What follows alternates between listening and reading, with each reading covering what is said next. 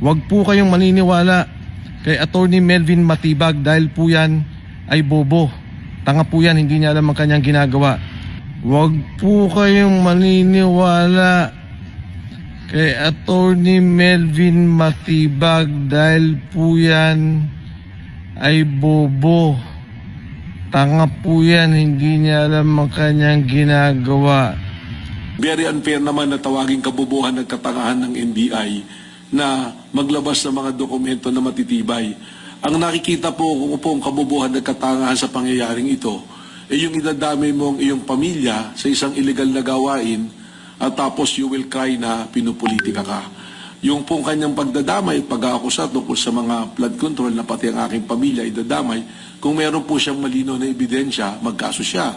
Kung meron po siyang malinaw na ebidensya, magkaso siya.